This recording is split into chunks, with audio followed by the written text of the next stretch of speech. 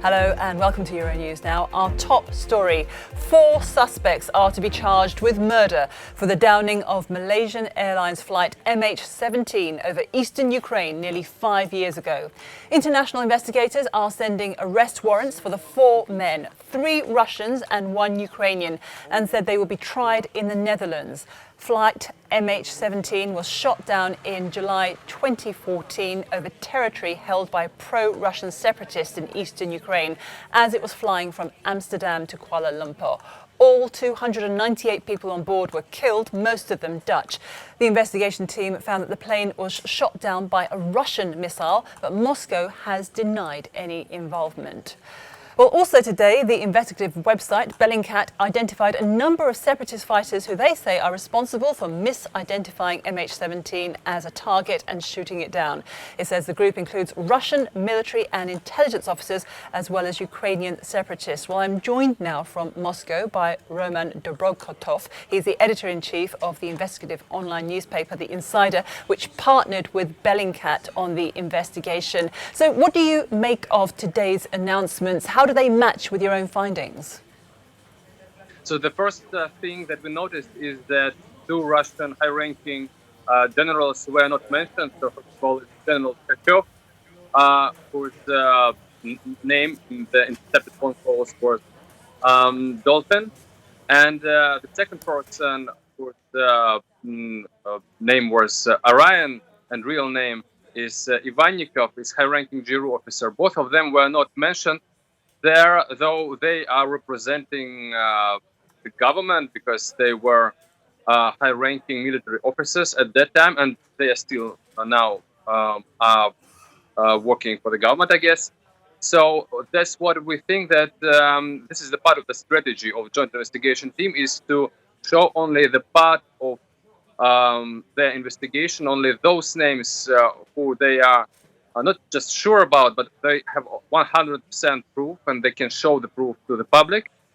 And I guess there are many names who will then appear as soon as they get evidence about them. So this is also a big problem for the Kremlin, because I think that they don't know how to react on this, because still for now we have only one person, Besler, who supposedly was a GRU officer during the conflict.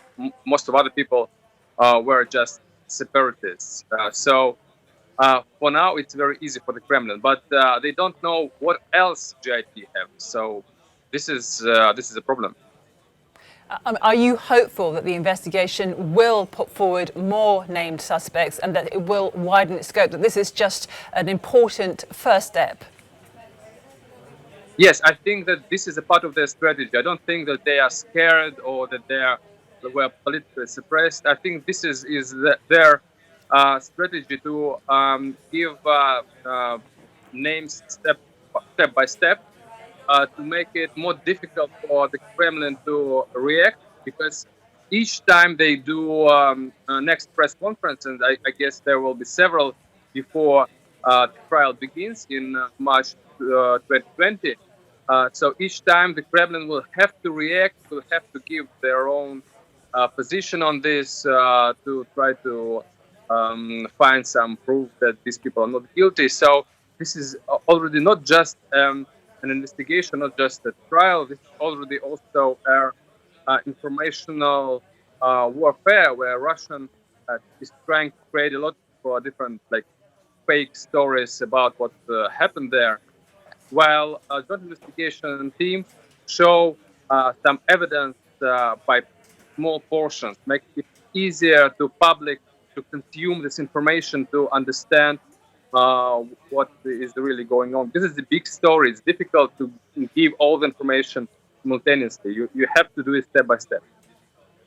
Indeed, it has been a very complicated investigation. Can you just explain to us why it's taken so long to even just name these first suspects, and who you think the main suspects are? Just give us a summary of your own investigations, because you've spent years looking into this too. Yeah, so actually there is no big difference between what Bellingcat and the Insider found and what joint investigation team found, actually.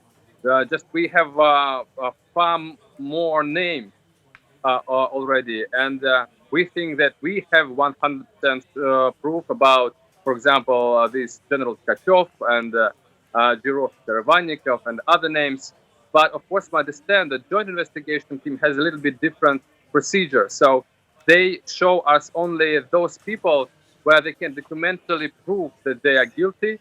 And sometimes there are different standards for journalists and for investigators and for court. So for court, we must have much more documental proof. That's why I think it took them so long to tell at least first names. But I'm pretty sure that all the people that we mentioned in our investigations, and there are a lot of people who directly work for Ministry of Defense, their names also will appear during GIT press conference later. But these first four suspects that have been named, they are due to be tried in March next year. It's likely to be in absentia. Do you think eventually there will be some justice, at least for the families of the 298 people who died on board that plane 5 years ago? I have a feeling that it's hard to explain, but I have a feeling that some people will be presented in court. Some people found guilty will be actually physically in Netherlands in a year.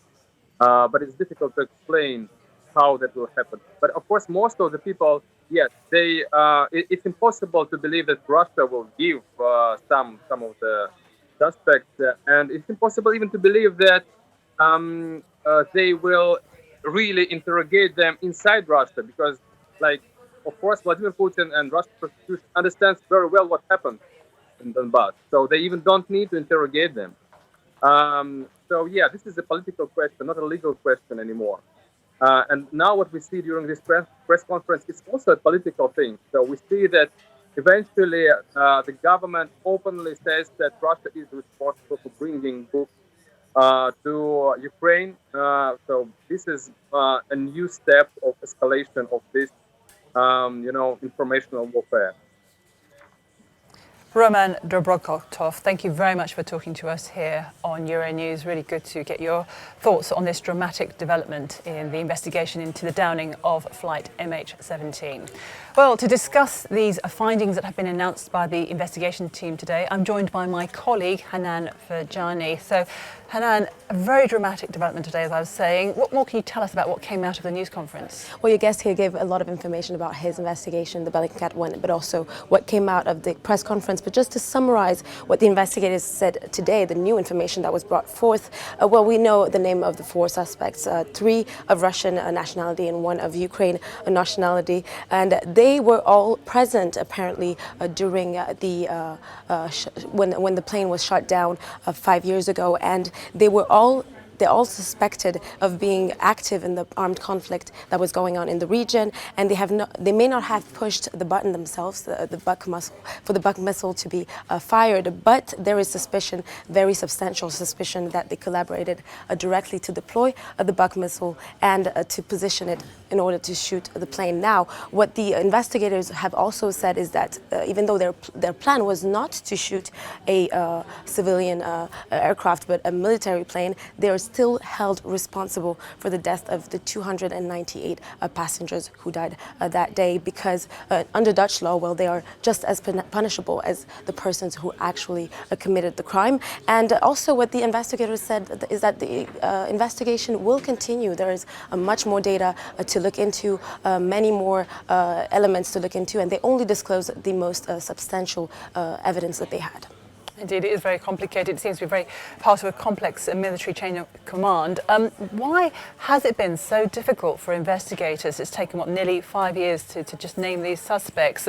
We have heard different statements being traded by Russia and Ukraine, and that's made it much harder for them to get to the truth of the matter. Absolutely, and investigators said it from the get-go. This has been one of the most complex criminal investigations of all time, and progress has been very slow in the course course of this past years. One important thing to bear in mind is that this all happened at the height of the pro-Russian unrest in Ukraine and in the context of the war in Donbass, where separatists claim the autonomy of the region. So this investigation was, of course, marked by political rhetoric between Russia and Ukraine, each side blaming the other. Now, the Donetsk People's Republic-affiliated insurgents blamed the Ukrainian government for the disaster at the time, and on the other side, the Ukrainian government, the Netherlands and Australia blamed Russia.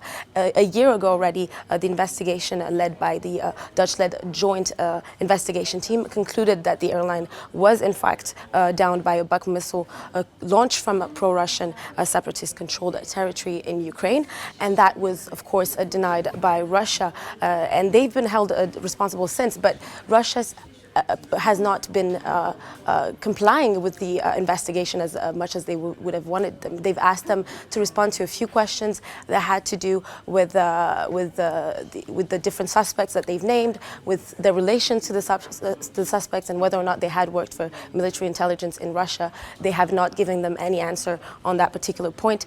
So, you know, the back and forth between those two parties pose a lot of issues and legal and judicial potential problems as well, because if Russian suspects are charged in the Netherlands, it remains to be seen if they will ever appear for trial there. Whether they'll be tried in absentia, yes, indeed. Hanan, thank you very much for that.